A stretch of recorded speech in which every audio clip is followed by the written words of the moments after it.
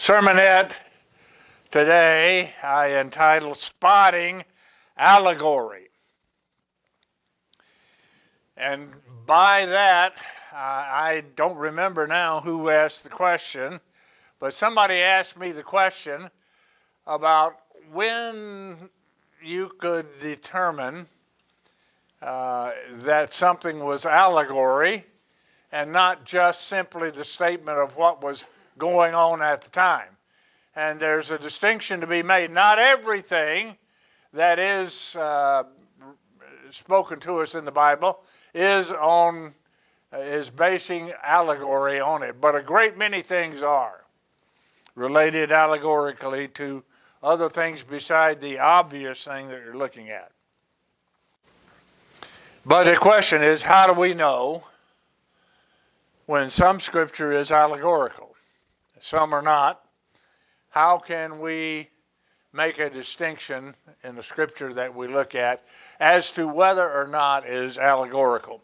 So what I want to try and do here, it's not that easy an assignment, but what I wanted to do here is to provide you with three methods or three tools that we have at our disposal to determine whether or not a verse of Scripture is allegorical or whether it's just addressing the obvious at the time.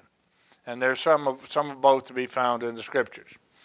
Here's the first thing that I put down here, is to build a fund of knowledge on the subject. So if you're looking at something and it's addressing a subject that you think might be allegorical, take the time to build a fund of knowledge on that subject. You can do it by searching the Bible for the subject of the Scripture. But you need to be sure. I mean, you can build a fund of knowledge, and there are other sources beside the Bible from which you can draw knowledge. Some of them are valid, and some of them are not valid. Be sure the source of knowledge on your subject, the thing that you're interested in, is a valid source. Here's what we look at as being a certainty for validity of knowledge. 2 Timothy 3:16.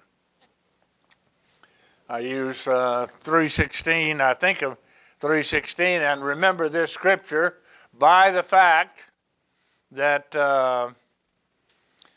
so many people look at and know probably as much of a New Testament scripture as there is, John 3:16.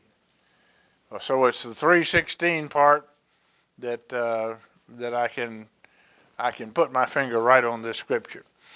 All scripture, it says, that's a big set of words there. Now, in saying all scripture, Paul was writing before the New Testament was written. So he writes this letter to Timothy. It ultimately, 300 years later, becomes a part of the New Testament. But it was not anything that he could look at. There was nothing in the New Testament that he could consider Scripture at that time. At the time he was writing, all Scripture meant all Old Testament Scriptures. In fact, the time he was writing, the Old Testament had not even been canonized. Old Testament was canonized around the year 100. And so there were these scriptures. There was the book of Isaiah. There was the book of Jeremiah. There was the book of Ezekiel, Malachi. You know, the Old Testament scriptures. They were there and available, and that's what he meant by that. But they weren't collated and brought together in a single book that you could open and turn back and forth. So what a set of resources we have today, besides the fact that we have Bible programs and we can search out a subject or the subject of a sermon in the Bible. So that's the Bible here is saying all Scripture is given by, Paul is saying in 2 Timothy, all Scripture is given by inspiration of God and is profitable for, goes through a litany of things here, doctrine, reproof, correction, and instruction of righteousness. We could probably give a sermon on each one of those things, but all Scripture is valid for those four things. That's what it's saying. However, we may find, and again, this is building a fund of knowledge on the subject, that not all Scripture is translated correctly. There are translational errors in the English language versions that we have. First of all, the Bible was written in either Greek or Aramaic or Hebrew, and then it was translated first of all into Latin, and then the Latin translation was used to translate it into English. So it's been through a couple of translations, and translators who might or might not have understood correctly the meaning of what they were translating. Mostly it's correct.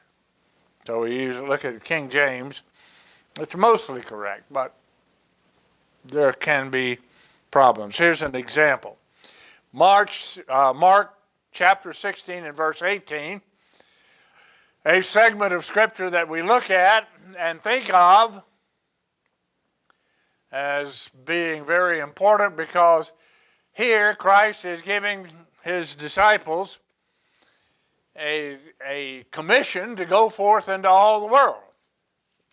And he's saying that these signs will follow his disciples as they go throughout the world. And here's one that misunderstood maybe by the translators, but it's a question that you might not find to be valid. They shall take up serpents. Now, there are people who take this literally, who handle snakes, and ever so often we'll find on the news somebody bitten by a serpent, handling them in the name of religion, and they die, or they get into serious difficulties as a result of trying to follow this Scripture. They shall take up serpents. I have not heard of anyone drinking any deadly thing, and it shall not hurt them. They shall lay hands on the sick, and they shall recover. As we sing it in the hymn that we have, they shall be made well. But here's the thing at this point. Build a fund of knowledge on the subject, and then check it to see that the Scripture that you have is translated correctly. And so that's one tool. Here's a second tool. Scripture is like a hand in a glove, I put it down. The Scripture needs to be consistent with all the Scripture that you're looking at needs to be consistent with all of the other Scriptures on the subject. If there is a conflict between the Scripture that you're reading and other Scriptures, then something is wrong. If all Scripture is given by inspiration of God, then they need to agree with one another. And if they're not agreeing with one another, if they demonstrate conflict, then you need to resolve that conflict before you decide on whether or not you're talking about an allegory. So hand in glove, that's the second knowledge, second tool you have to work with. Third one is a very obvious one. Oftentimes, Scripture will define itself as to whether or not it's an allegory. Here's an example. Genesis chapter 4, verse 24. There Paul's writing about the two covenants and how they are an allegory. The two women who were the mothers of two children. Here he says in Galatians 4:24, these things are allegory. For these are the two covenants, the one from Mount Sinai, which genders to bondage, which is in Agar.